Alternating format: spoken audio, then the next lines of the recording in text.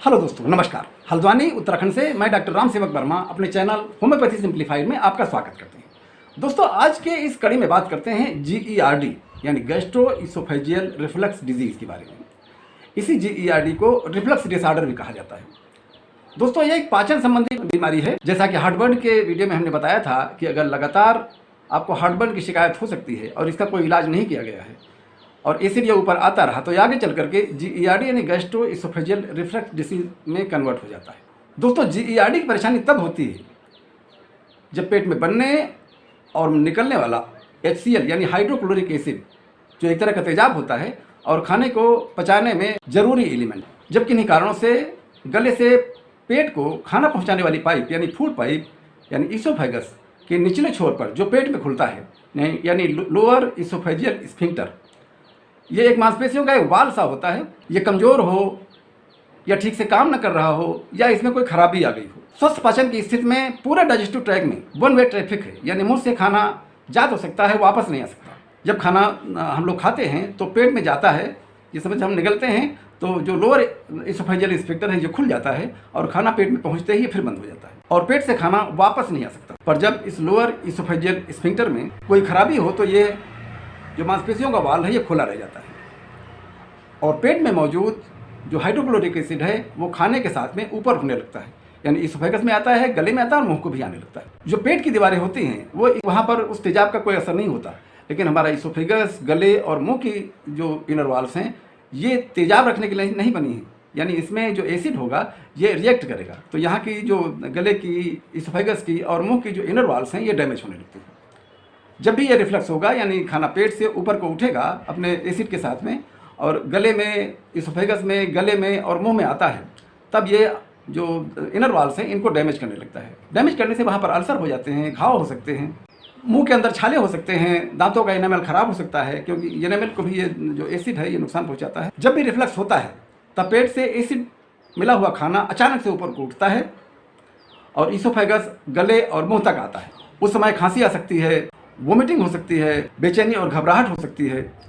यह परेशानी खाना खाने के बाद शाम को आगे की ओर झुकने में और ओवर ईटिंग के बाद में तुरंत लेट जाने से होती है। दोस्तों, इसके लक्षणों के बारे में अगर बात करें तो इसका पहला लक्षण तो यही होता है कि इसमें सीने में जलन महसूस होती है। ये काफ़ी दिन तक जब होती है और उसका इलाज नहीं किया जाता तब ये परेशानी पैदा होती है। इसका दूसरा लक्षण हो सकता है खाना निगलने में परेशानी हो सकती है और गले में जलन हो सकती है, दर्द हो सकता है। एसिड रिफ्लक्स में खट्टा कड़वा तरल पदार्थ जो खाना और एसिड मिला हुआ होता है वो अचानक से उठता है और मुँह तक आता है। इसके बाद में कुछ गले में कुछ अटका हुआ सा मालूम होता है।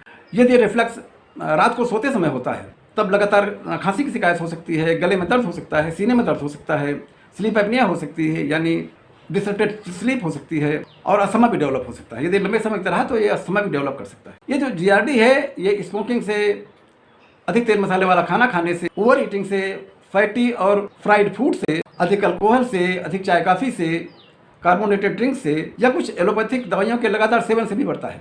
यदि GERD का इलाज लंबे समय तक न किया गया तो लगातार स्टमक एसिड आने से लोअर इसोफेगस को भारी नुकसान होता है, भारी डैमेज होता है। वहाँ पर स्कार टिश्यू डेवलप हो सकते हैं जिससे जो फूड पाइप है इसका रास्ता सकरा हो सकता है, खाना निकलने में परेशानी हो सकती है, इसोफेगस में अल्सर हो सकते हैं, मुंह में अल्सर हो सकते हैं, गले में घाव हो सकते हैं। लोअर इसोफेजियल स्फिंक्टर में बार बार ये एसिड ऊपर को उठने से वहाँ पर टिश्यू लाइनिंग में परिवर्तन हो सकता है और इसोफेजियल कैंसर भी डेवलप हो सकता है। GERD में कुछ लाइफस्टाइल चेंज करके इससे बचा जा सकता है। इसके बचाव के तरीकों में यदि आपका वजन बहुत ज़्यादा है तो अपना वजन घटाने की कोशिश करें। अधिक वजन होने पर पेट में जमा चर्बी स्टमक पर अतिरिक्त जोर डालती है जिससे एसिड रिफ्लक्स होता है यानी एसिड ऊपर को उठता है। उन सभी खाद्य पदार्थों को नोटिस करें जो आपके एसिड रिफ्लक्स को बढ़ाते हैं या उनसे खतरा होता है। इन खाद्य पदार्थों में अधिक तेल मसाले वाला खाना, टमाटर और खट्टे खाद्य पदार्थ, पिपरमिंट, प्याज, चॉकलेट, अधिक चाय कॉफ़ी का seven, carbonated drinks, processed food, वो सभी खाने जिनमें प्रिजर्वेटिव मिले हुए हों और ओवर ईटिंग इसका सबसे बड़ा कारण बनता है, तो इन्हें अवॉइड करें। यदि आप अल्कोहल लेते हैं और स्मोकिंग करते हैं तो प्लीज़ इसे छोड़ने की कोशिश करें। खाना सामान्य भूख से 10% कम खाएं, भले ही थोड़ा थोड़ा खाना करके कई बार खाएं। ओवर ईटिंग से बिल्कुल परहेज करें क्योंकि ओवर ईटिंग GERD को बढ़ाने में सबसे ज़्यादा मदद करता है। खाना खाने और लेटने के बीच में कम से कम 2.5-3 घंटे का अंतर जरूर रखें। अपने बेड के सिरहाने को 8-10 इंच ऊपर उठा के रखें जिससे ग्रेविटी आपके गैस्ट्रिक जूसेस को, गैस्ट्रिक फ्लूइड को ऊपर नहीं आने देगी। मोटी तकिया लगाने से काम नहीं चलेगा क्योंकि मोटी तकिया से केवल सिर ऊंचा होता है। GERD में पूरे अपर बॉडी के को सिरहाना ऊंचा करके उठाया जाना जरूरी है। तमाम तरह की एलोपैथी दवाइयों का सेवन भी यदि लंबे समय से हो रहा है तो ये भी जीआरडी को बढ़ाती है। इनमें anti inflammatory drugs, high BP और डिप्रेशन की दवाइयाँ, पेन किलर्स, अस्थमा, एलर्जी की दवाइयाँ, आयरन की गोली आदि जीईआरडी को बढ़ाने में मदद करती हैं। अब की बार जब इन दवाइयों का सेवन करें तो अपने डॉक्टर से जरूर बताएं कि आपको जीईआरडी की परेशानी भी है, तो डॉक्टर उसी के अकॉर्डिंगली दवाइयों में परिवर्तन करेंगे। कपड़े थोड़ा लूज पहने, क्योंकि तंग कपड़े भी पेट पर अतिरिक्त दबाव डालते हैं, जिससे एसिड रिफ्लक्स होने का खतरा बढ़ता है। एक्टिव लाइफ स्टाइल अपनाएं और तनाव से बचें, यह भी इसका सबसे बड़ा तरीका है जीईआरडी ना होने का। दोस्तों, अब इसमें हम दवाइयों के बारे में बात करते हैं कि कौन सी होम्योपैथी दवाइयाँ हैं जो जीईआरडी को पूरी तरह से ठीक कर देती हैं। तो पहला तरीका तो यही है कि आप अपनी लाइफस्टाइल में चेंज करें। अगर लाइफस्टाइल में चेंज नहीं होगा तो दवाइयों का सेवन जब तक आप दवाइयाँ खाते रहेंगे तभी तक होगा, आगे ये लॉन्ग लास्टिंग नहीं होगा। तो जो लाइफस्टाइल में चेंजेस हैं ये बहुत ज़रूरी है। जो हम दवाइयाँ इसमें देते हैं, वैसे तो तमाम दवाइयाँ हैं, तो सामान्यतः जो दवाइयाँ हम इसमें देते हैं उसमें एक कॉन्स्टिट्यूशनल मेडिसिन होती है। वो मरीज को देखने के बाद ही तय होती है कौन सी उसको कॉन्स्टिट्यूशनल मेडिसिन देनी है। उसका हुलिया देखने के बाद में, पसंद नापसंद देखने के बाद में और तमाम चीज़ें देखने के बाद में, सारे सिम्टम पर गौर करने के बाद में जो कॉन्स्टिट्यूशनल दवाई वो दी जाती है। उसके अलावा जो हम दवाइयाँ देते हैं उसमें पहली दवाई होती है कार्बोविज 200। ये 4 बूंद दवा या 4 गोलियाँ सवेरे सवेरे देनी है। दोपहर को नाइट्रमफास 200, ये भी 4 गोली या 4 बूंद दवा दोपहर को देनी है। और तीसरी दवा है नक्सवामिका 200, ये 4 बूंद दवा या 4 गोलियाँ शाम को देंगे। इसके अलावा हम एक मदर टिंचर का कॉम्बिनेशन देते हैं। पहली दवाई है रोबिनिया स्यूडोकैसिया, इसकी मदर टिंचर, और दूसरी दवाई है हाइड्रास्टिस मदर टिंचर। आधे कप पानी में इन दोनों दवाइयों की 20-20 बूंद डाल करके दिन में 3 बार पीना है। जो लाइफ स्टाइल चेंजेस बताए गए हैं, जो डाइटरी रेस्ट्रिक्शन बताए गए हैं, उनको अगर फॉलो करेंगे तो जीईआरडी से बचा जा सकता है पूरी तरह से।